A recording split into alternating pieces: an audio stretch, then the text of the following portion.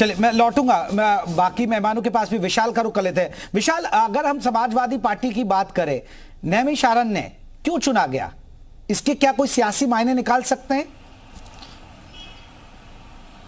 देखिए, बिल्कुल सियासी मायने है जयप्रकाश, और सबसे बड़ा सियासी मायने ये है कि अयोध्या की कार्ड के तौर पर जो सॉफ्ट हिंदुत्व कार्ड है वो नेमी शारण के जरिए जो है चुना जा रहा है। बात लोहिया जी की और अंबेडकर जी की जा रही है कि वहाँ पर जो है ट्रेनिंग शिविर में 8 और 9 जून को जो है लोहिया जी और अंबेडकर जी के जो है सिद्धांतों के बारे में बताया जाएगा, उनकी विचारधारा के बारे में बताया जाएगा। शिवपाल यादव, अखिलेश यादव, राम गोपाल यादव सभी लोग रहेंगे। लेकिन नेमी शारण ही क्यों, और भी कहीं पे कर सकते थे, लखनऊ में कर सकते थे, या जो है तमाम और जगहों पे कर सकते थे जहां पर अंबेडकर जी या लोहिया जी का जो वास्ता रहा हो। लेकिन नेमी शारण में चुनने का सीधे तौर पर अर्थ है कि सॉफ्ट हिंदुत्व का जो एजेंडा है, जो लगातार बीजेपी इस बात को लेकर चलती रही है, चाहे वो काशी विश्वनाथ मामला हो, मथुरा मामला हो, अयोध्या का राम मंदिर हो, उनकी कार्ड के तौर पर नेमी शारण जो है वो चुना गया है, ताकि इस तरह इन जगहों पर जाकर अखिलेश यादव एक संदेश दें। क्योंकि लगातार आप देखिए, अगर आप स्ट्रैटेजी देखेंगे समाजवादी पार्टी की, तो स्ट्रैटेजी कुछ बदली हुई नजर आ रही है समाजवादी पार्टी की। पहले जो है लगातार इन सब चीजों से जो है कतराते दिखाई पड़ते थे, लेकिन अब इस तरह के तीर्थ स्थलों पर जाकर वहां पर 2 दिन का ट्रेनिंग शिविर करना, ये एक मैसेज देने की कोशिश है। बिल्कुल एक मैसेज देने की। जोशी साहब यही एक बड़ी बात है। पहले तो आपने दलित वोटों की चिंता जताई, निकाय चुनाव से पहले दलितों के लिए खूब बात उठाई आपने। आप सोच रहे थे कि एमवाई फैक्टर के साथ दलित को भी साध लेंगे तो सफलता मिल जाएगी, लेकिन निकाय में तो आपको मिली नहीं। अब नेमी शारण क्यों सर, उसको क्यों चुना अब आपने? हमारी जो पार्टी का है, उन्होंने बिल्कुल स्पष्ट कहा राष्ट्रीय अध्यक्ष जी ने, हम लोग जो जिस प्रकार का उत्तर प्रदेश माहौल देख रहे हैं, देश में जो माहौल देख रहे हैं, भारतीय जनता पार्टी जो आरक्षण को खाने का काम कर रही है, SC, ST, OBC, हम लोग उसी सामाजिक न्याय की लड़ाई को लड़ने का काम कर रहे हैं, और उसी लड़ाई में जाति जनगणना की मांग को लेकर हम लोग धरातल पर उतर चुके हैं। और रही बात, आपने एक स्थान की बात कही, वो स्थान इसलिए है क्योंकि लगातार हम लोग इस देश की जो मिट्टी है, इस प्रदेश की जो मिट्टी है, वो हमें ऐसी जगहों से एक रूबरू कराती है, लोगों को जोड़ने का काम करती है। उसको केवल नहीं समझने की आवश्यकता है। अयोध्या भी कर लीजिए सर, फिर अयोध्या भी तो कोई जोड़ने का ही काम करती है, अच्छा संदेश देती है अयोध्या। वो भी भविष्य में करेंगे। अयोध्या से कब हमारा बैर है? अयोध्या से कोई बैर नहीं है हमारा। ये भारत का अभिन्न अंग है। जब हम संविधान को मानते हैं तो निश्चित तौर पर वहां भी करा जा सकता है। आपका अच्छा सजेशन है, भविष्य में वहां भी करेंगे। लेकिन आज जो पार्टी ने निर्णय लिया है कि जो हमारा आइडियल है, उनकी जो विचारधारा की खुशबू जहां आती है, जहां पे लोग निर्णय लेने के लिए आते हैं, उस स्थान से करने का। लेकिन शरद जी तो नेमी शारण के मायने पे दूसरी आपको जगह बता रहे थे कि आपको तो दूसरी जगह जाना चाहिए। शरद जी आप बता दीजिए कौन सी जगह भेजना चाह रहे थे आप इनकी पार्टी? नहीं देखिए, ये हार्डकोर सेकुलर पार्टी है, तो ये नेमी शारण जाके तो इनका सेकुलरिज्म खतरे में आ जाएगा।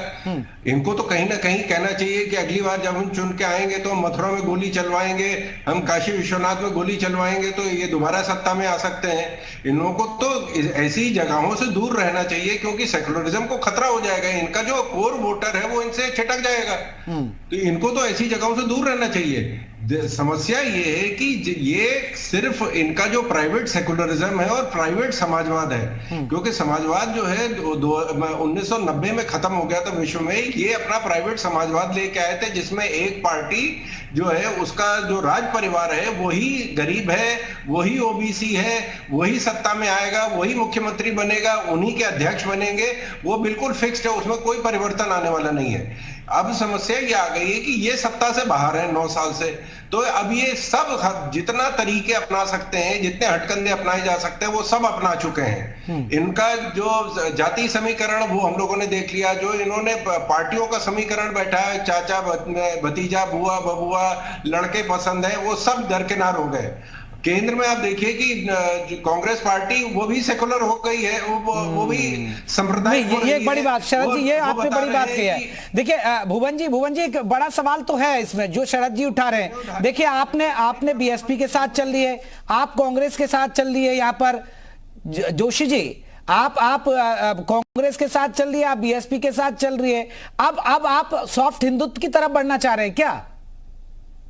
नहीं, हमने कहा ना, हम देखिए, पहली बात तो मैं शरद जी की बात से इस बात से इत्तेफाक नहीं है, जिस प्रकार के गोली शब्द, तानाशाह रवैया जो इनका चल रहा है कि हम ही सब कुछ है। विपक्ष को नस्ताबून कर देना है, जो इनकी सोच है ऊपर से नीचे तक, इसके खिलाफ भी जो गोली जैसी भाषा का प्रयोग शरद जी कर रहे हैं, यही लोकतंत्र के लिए खतरा है। विपक्ष के लोगों का जो सम्मान होना चाहिए, विपक्ष के लोगों के लिए जो मर्यादित भाषा का प्रयोग होना चाहिए, ऊपर से लेकर नीचे तक आज आप देख रहे हैं भारतीय जनता पार्टी किस तरह आ गई है लोकतंत्र को खत्म करने के लिए, संविधान को खत्म करने के लिए। किस तरह आज देखिए, स्वामी प्रसाद मौर्य आपकी पार्टी में सर, देखिए बेटी के सदन में अगर अपमान हो रहा है और सड़क में भी अपमान हो रहा है, ये भारतीय जनता पार्टी है। मैं बहुत विनम्रता से कहना चाहता हूं, हम लोगों की लड़ाई है वो सामाजिक न्याय की लड़ाई है। हम लोग उसी जाति जनगणना की मांग पर और सामाजिक न्याय की लड़ाई को लड़ते आए हैं और लड़ते हैं। लेकिन जोशी साहब, ये जातिगत, आप ठीक है, आप जातिगत की बात करते हैं, आप जातिगत जनगणना की बात कर रहे हैं,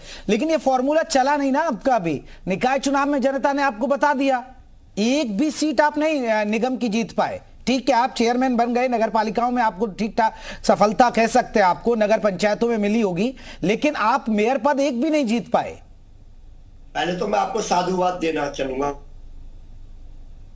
नहीं आए, जबकि आंकड़े आपके पास, हमारे पास, सबके पास होते हैं। पहले तो स्वस्थ पद का, लेकिन नगर निगम में हम लोगों मेहनत करी, लेकिन हम नहीं आ पाए। नगर निगम में पहले भी हमारा खाता नहीं था। हम लोग 16 सीटें थी, 14 इनके पास थी, 2 बीएसपी के पास थी, लेकिन अधिकतर सीटों पे आप पाएंगे, बहुत वरिष्ठ पत्रकार आप हैं, तो आप पाएंगे कि हमने भाजपा को अधिकतर जगह पर हराया। पूरे प्रदेश के परिप्रेक्ष्य में कहना चाहता हूँ, यह भाजपा ने हमको हराया। टू पोल पॉलिटिक्स है, कोई हमारे साथ एडजस्ट हो सकता है, कोई इनके साथ एडजस्ट हो सकता है, लेकिन जो लड़ाई है वो भाजपा वर्सेस सपा है। और निश्चित तौर पर हम, ठीक है जावेद जी, बीजेपी वर्सेस सपा की लड़ाई है, बीएसपी कहां खड़ी है सर?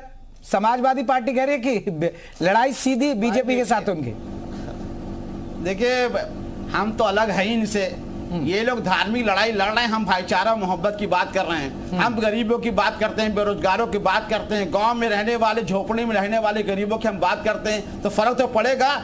ये तो ये जाहिर करना चाह रहे हैं कि ये लड़ते इसलिए कि लड़ते की लड़ाई हमारी सी है। ये ने पूरा विधानसभा 2022 में ही काम किया, लेकिन बहुजन समाज पार्टी की आइडियोलॉजी है वो बाबा साहब अम्बेडकर की है।